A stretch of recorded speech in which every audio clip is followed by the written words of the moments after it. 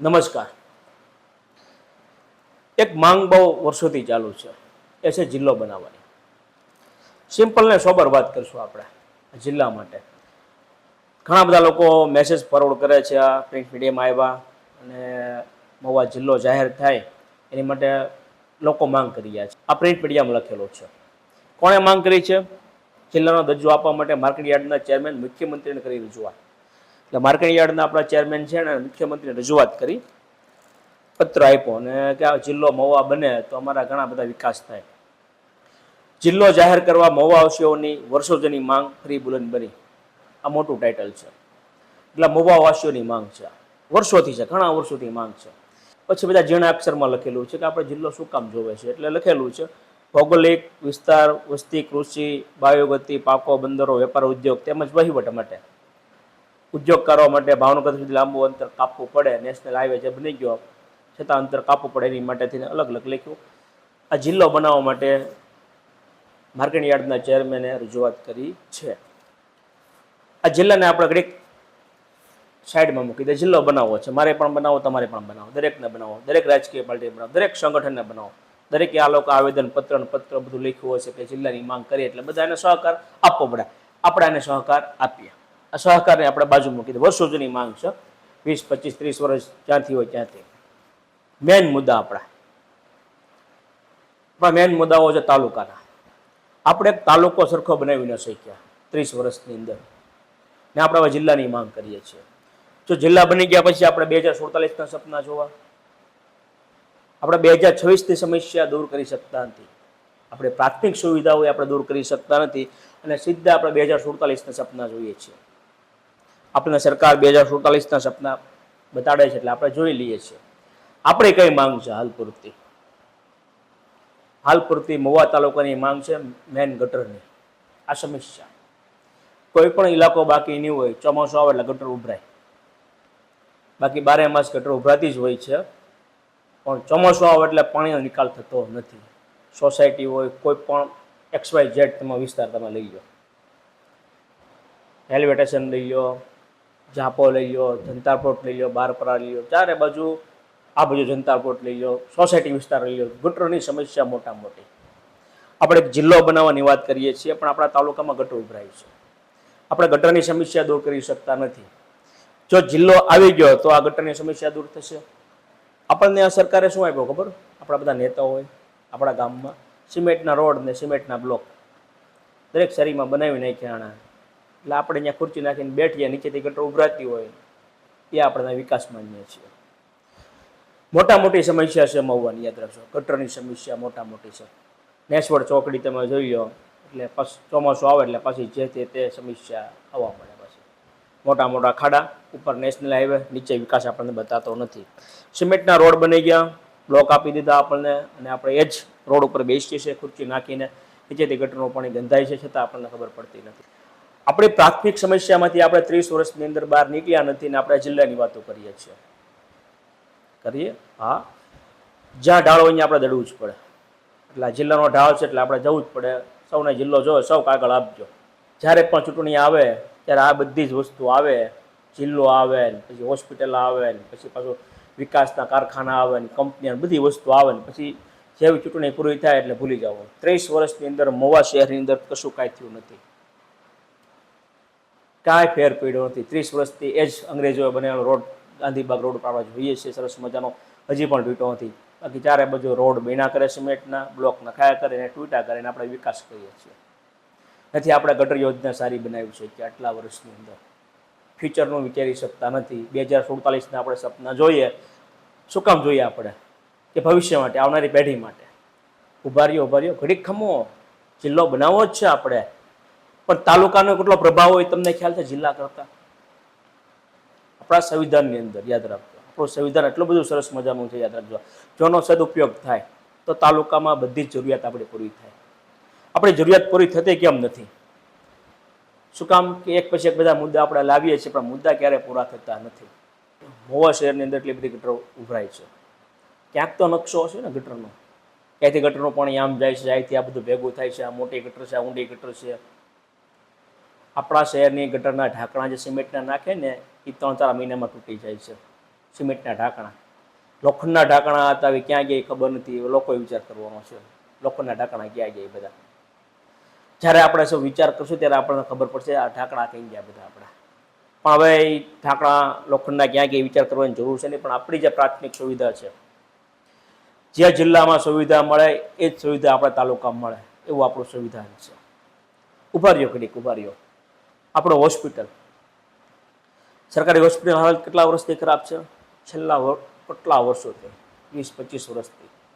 2 વખત વડાપ્રધાન કઈ ગયા દિલ્હી, પહોંચી ગયા, તમને ડિસ્ટ્રિક્ટ હોસ્પિટલ લાવશું, સિવિલ હોસ્પિટલ લાવશું, મોટી મોટી ભાષણ, મોટી મોટી સભાઓ, આપણા ખર્ચે સભાઓમાં આવે અને ચૂંટણી પ્રચાર કરીને જાય. અને આપણે હોસ્પિટલની જે રાહ જોઈએ છીએ. હોસ્પિટલ બંધ પીડ્યું છે, ખંડેર હાલતમાં છે. બીજી હોસ્પિટલ બનાવ્યું છે બગીચા ચોકમાં, પેરાસિટામોલ મળે, ઉધરસની બાટલી મળે, એક બાટલો ચડાવી દે એટલે આપણે રાજી થઈ જઈએ. વાહ, સુવિધા આપણને મળી ગઈ છે. ઘડીક ઉભા રહ્યો. નગરપાલિકામાં તમે જાઓ, હાલો નગરપાલિકામાં આપણે જઈએ, જન્મ મરણના દાખલા માટે, કોઈ પણ કાગળિયા માટે કેટલા હેરાન થઈએ છીએ આપણે, ગજબ હેરાન થઈએ છીએ આપણા. એ તો તમે જુઓ, 2 દિવસ, 3 દિવસ, 4 દિવસ, 5 દિવસ ઊંધું સીધું નામ લખાઈ ગયું, અટક પાછળ આગળ થઈ ગયું હોય, છોકરાનું નામ બીજું લખાઈ ગયું, ભાઈ લખાઈ ગયું હોય, આગળ ભાઈ લખાઈ ગયું, કુમાર લખાઈ ગયું, કેટલા બધા હેરાન થઈએ છીએ. અટકમાં ફેરફારો, આવકના દાખલામાં કોકની સ્લીપ કોકને આપી દે, કેટલા બધા આપણે હેરાન થઈએ છીએ. ઓનલાઈનની દુનિયા છે, 5Gમાં જઈએ આપણે, આપણી પાસે સ્પીડમાં ઇન્ટરનેટ હાલે, ગજબ, બધી સાઈડ ટોપ હાલે સરકારી. પણ આપણી જે સાઈડ કામ કરવાની હોય ને, લોકતંત્રની, લોકશાહીની, જે લોકો જે કામ મૂકે છે ને, એ બધી સાઈડ ધીમી પડી જાય છે.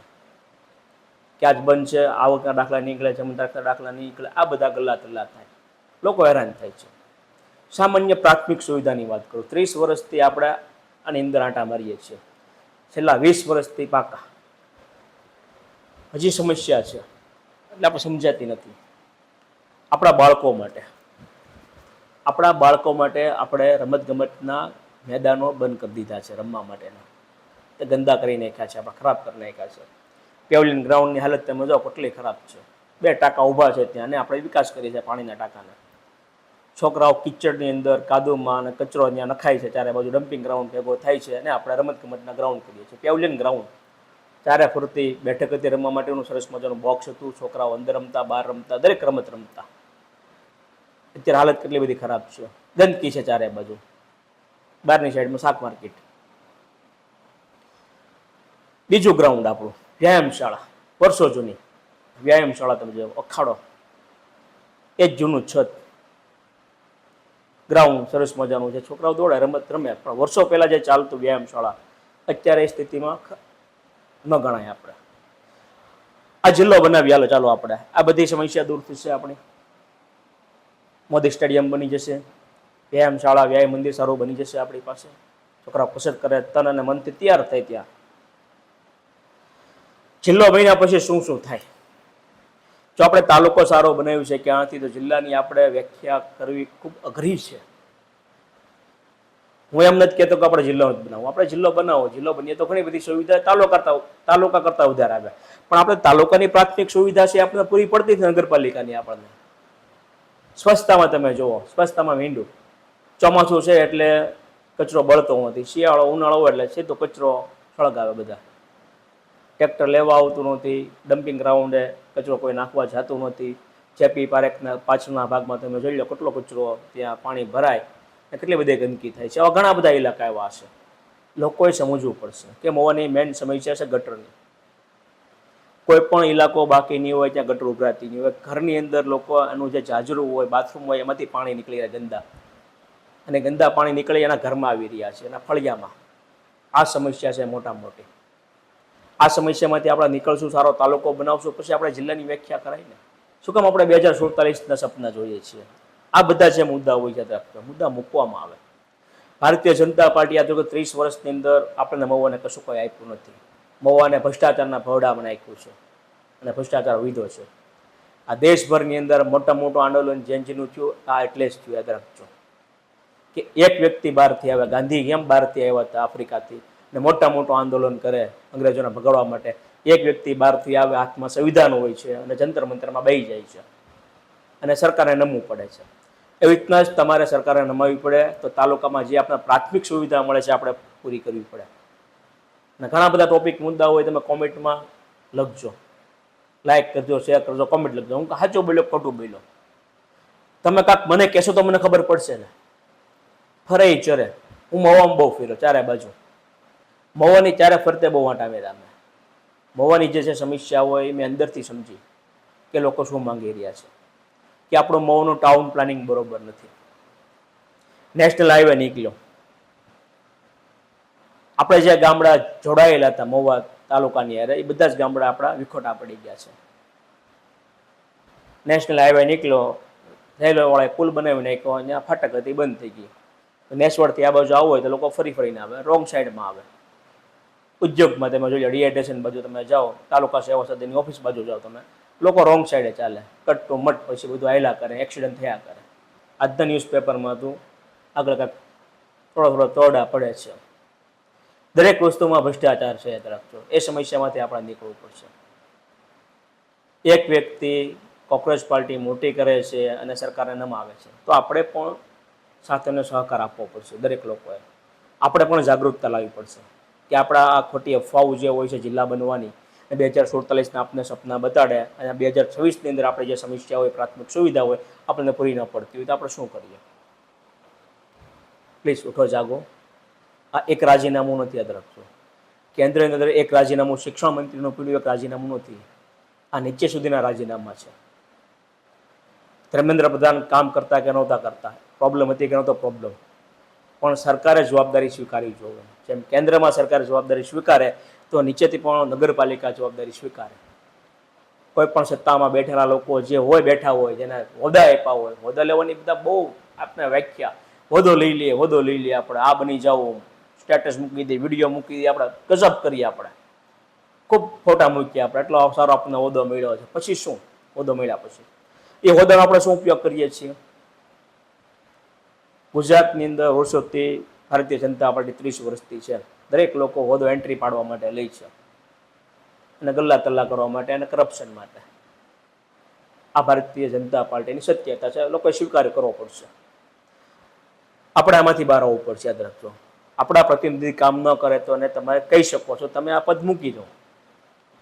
અમારે હમણાં જિલ્લો બનાવવો નથી, પેલા તાલુકો તમે સારો કરો. આપણે એક જ માંગ હોવી જોઈએ કે તાલુકો પહેલા જબરજસ્ત બનાવો. તાલુકામાં શું શું હોય શકે તમને ખબર છે?